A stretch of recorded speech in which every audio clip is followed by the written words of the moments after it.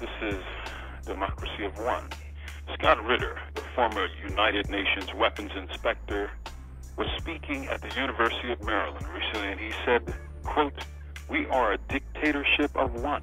You might as well call him King George. We are no longer a democracy," unquote. There's a feeling of the inevitable about the looming war in Iraq. There's a sinking feeling that the war will come hell or high water, no matter what the majority of Americans may think or feel. It is the will of the elite. It is the will of the powerful.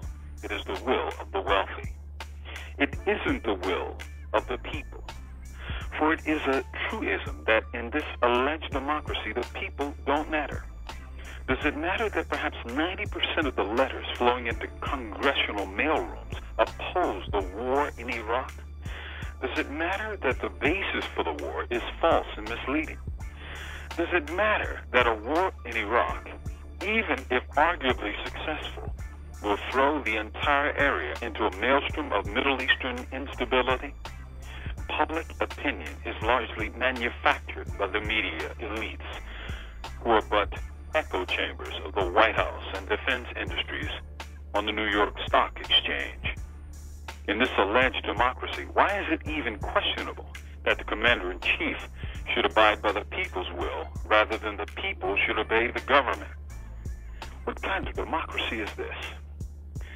The late Dr. Huey P. Newton, co-founder of the Black Panther Party, a brilliant thinker, pointed to an invisible elite which controls U.S. foreign policy in the people's name, but in their own interests. Writing in 1974, Newton described them as, quote, "a group wielding predominant power in the American polity," unquote.